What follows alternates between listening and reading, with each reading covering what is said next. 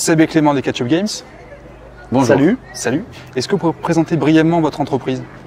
Brièvement. On est une société qui s'est lancée la société est créée fin 2014.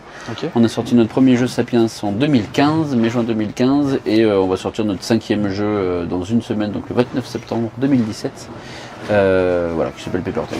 Donc on a fait 5 jeux en 3 ans. D'accord. C'est plutôt quand même un bon rythme. C'est un bon rythme, ça nous fait du 1 ou 2 jeux par an. La première année on a sorti un jeu, puis après 2016 et 2017 chacun 2 jeux par an, sachant qu'à chaque fois on a eu un jeu petit format. Entre deux gros... Ouais voilà, c'est en gros un jeu qui coûte entre 30 et 40 euros et un jeu aux alentours des 15 euros. Ok. Et qu'est-ce qui vous a amené en fait à passer dans l'édition pure et dure de jeu ?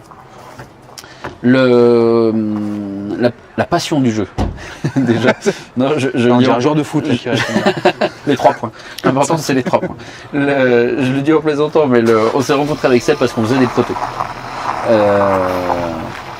On faisait des protos, on s'est rencontrés là. On voulait faire des trucs dans le jeu, on a fait des jeux, il y avait une volonté pour Seb à un moment, mais il en parlera mieux que moi, de se professionnaliser. Et voilà, c'est le truc à la con, un jour on s'est dit tiens, si on faisait une maison d'édition, c'est un truc qu'on avait en tête chacun de notre côté. Et hop, on a fait une maison d'édition. Mais parce que Seb, du côté de Seb, il y avait cette volonté à un moment de se professionnaliser dans le monde du jeu. D'accord. Du coup, je vais le laisser parler. Oui, moi ça faisait un moment que je m'ennuyais dans mon boulot et que je voyais pas trop comment me désennuyer autrement qu'en allant vers quelque chose qui me passionne un minimum. Et donc j'ai commencé à m'investir un peu plus dans le monde du jeu, notamment en participant à Plateau Magazine pendant pas mal de temps. Ça m'a fait bouffer pas mal de jeux. D'accord. Et puis aussi en faisant des protos, c'est là qu'on s'est rencontrés avec Clément en présentant nos protos sur des endroits. Et voilà, après c'était la réflexion de comment trouver une façon de se professionnaliser.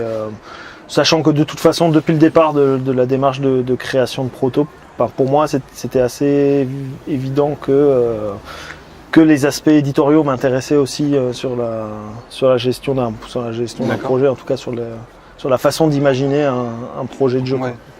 Voilà. La conception vraiment pure de A à Z, c'est un truc qui t'intéressait sur plus la partie du produit fini que sur la création du jeu en lui-même.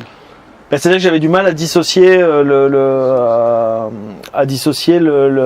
l'image de justement quel type d'illustration on va y mettre, quelle importance du thème ou pas, tous ces aspects-là.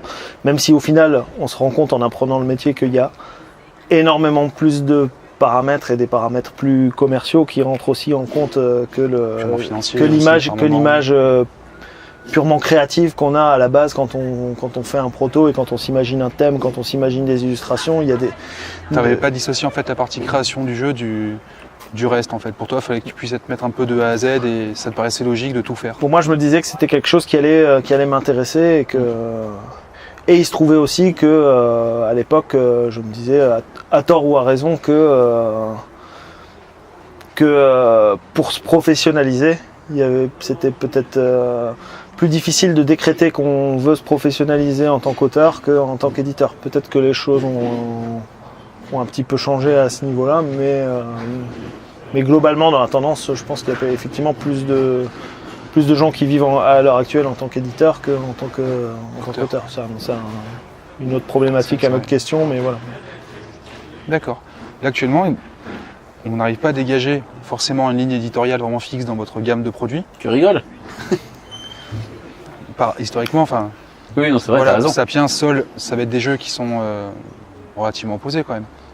Sol, on est sur un semi-coopératif. Sapiens, c'est comme de l'affrontement classique, sur 2 thèmes totalement différents, sur du matériel différent, une représentation différente dans l'espace. Vous avez des petits jeux comme Freak Shop qui vont être des jeux encore différents dans la gamme de prix, dans la gamme d'illustration. Sur le public. Vous avez de la localisation aussi sur des jeux asiatiques du coup, principalement. Ouais, sur Rose et Paper Tales. Anciennement Vorpals. Anciennement Vorpal, ouais. Donc, on a l'impression qu'en fait, vous allez faire ce que vous avez envie, entre guillemets, ce qui vous plaît. C'est ça. Donc, comment ça se passe dans la démarche pour éditer un jeu. On vous soumet un proto, vous y croyez à fond, vous dites lui il faut le faire, il nous botte. Ou alors c'est vous qui allez chercher un peu sur les salons, qui... C'est les deux. Déjà, tu as le truc qui est indispensable, c'est qu'il nous botte. Tu vois. Ouais. C'est que tu joues et direct, dès que tu joues, tu te dis ça c'est cool. Mais souvent, ça arrive dès la première partie en fait. C'est que dès que tu joues un jeu, la première partie, tu te dis tiens, ça c'est cool. T'as envie de rejouer, forcément. Ouais, voilà. Ouais. Après, c'est pas forcément pour les mêmes raisons, tu vois. Un jeu comme ça, c'était cool parce que tu pouvais jouer jusqu'à 4 si t'es en équipe et que tu jouais sur une île en relief et que c'était un jeu d'aventure, tu vois. Alors que Sapiens, c'était cool parce que c'était une bonne utilisation du domino. Freakshop, c'était cool parce qu'on trouvait que c'était intelligent. Mais en tout cas, nous, on est des joueurs à la base et c'est à peu près le même genre de réaction un peu basique entre guillemets. Quand je découvre un jeu, celui-là, j'ai envie d'y rejouer ou j'ai pas envie d'y rejouer. Et les jeux qu'on édite déjà à la base, c'est ça. D'accord. Et est-ce que j'ai envie d'y rejouer ? Et après, comment on les trouve, c'est hyper varié. C'est à chaque fois, c'est quelque part à chaque fois une histoire différente et il n'y a pas de. Oui, nous on source comme tout le monde, c'est-à-dire qu'on va sur des salons, on suit des forums, on est en contact avec des gens nous sollicitent, voilà. On source beaucoup, mais après il n'y a pas de règles. Si c'est pour faire hyper rapidement. Sapiens, à la base, c'est un projet de fin d'année de quelqu'un du FM2J qui a une formation au métier du jeu qui est à Lyon. D'accord.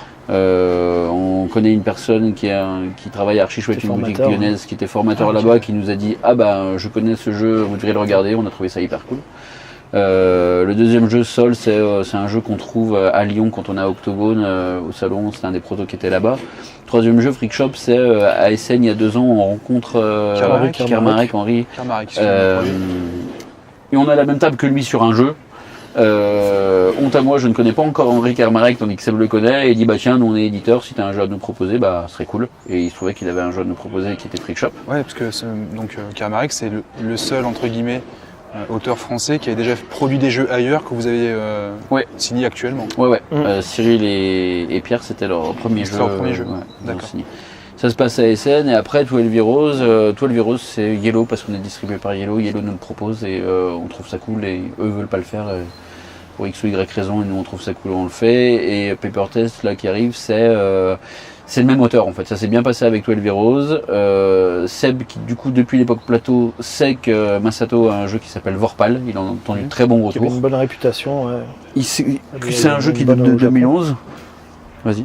Ouais, on savait que ça existait au Japon, que ça avait une bonne réputation et du coup moi j'en avais entendu parler en bien par des gens qui en avaient récupéré un exemplaire. Un exemplaire de passage, ouais. Et du coup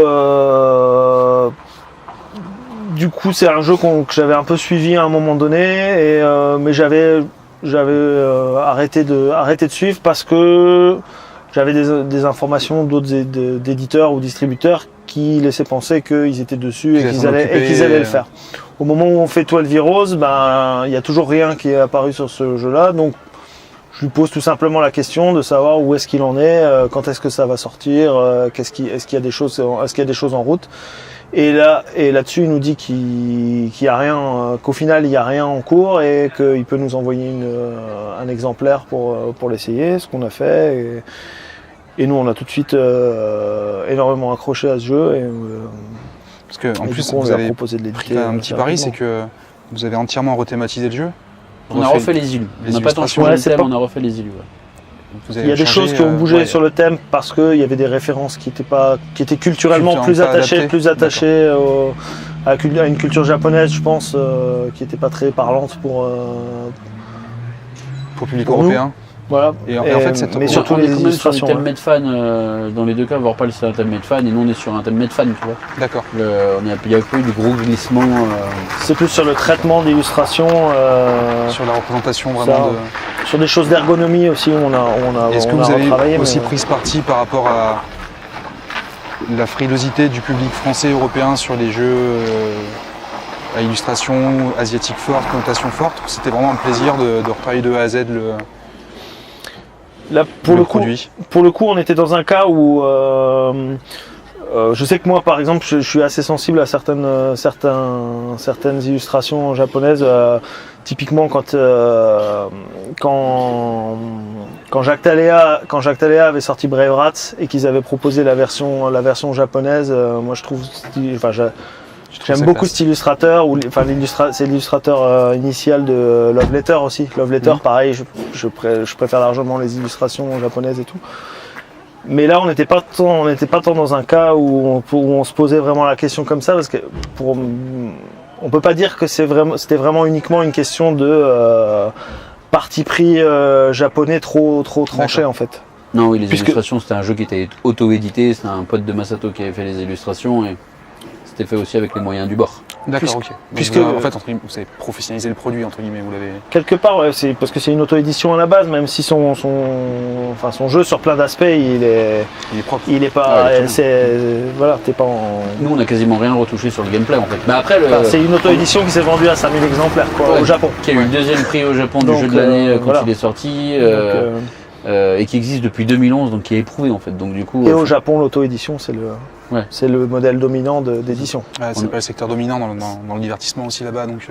C'est vraiment mineur ce qu'on a changé sur le game design, quoi. D'accord.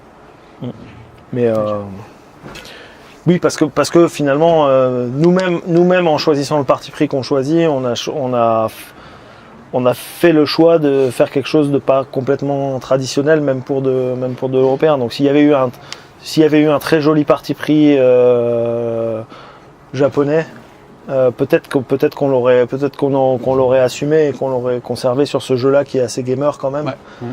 Voilà. Mais peut-être aussi que si ça avait été le cas, d'autres éditeurs ou distributeurs ils seraient allés largement avant en considérant le potentiel. C'est difficile de savoir pourquoi ce jeu n'a pas été fait plus tôt, parce qu'il sort quand même en 2011. Alors peut-être qu'à une époque, il y a aussi une trop grosse ressemblance avec un jeu comme Seven Wonders, tu vois, si tu sur la même année. Mais il y a probablement aussi un questionnement sur les illustrations, en fait, où tous les éditeurs qui l'ont eu en main ont dû se dire, bon, il y a des illustrations, sauf qu'il y en a 50 nouvelles, quoi. Et donc du coup, comment on fait pour faire 50 nouvelles illustrations sur un jeu, quel droit on a, voilà, c'est qui sont des enjeux, des questionnements extrêmement économiques, mais qui existent quand tu édites un jeu, et c'est pas impossible. Attention, je ne sais pas pourquoi, hein, mais c'est pas impossible qu'à certains moments c'est joué sur est-ce qu'on peut refaire des illustrations, combien ça coûte ou...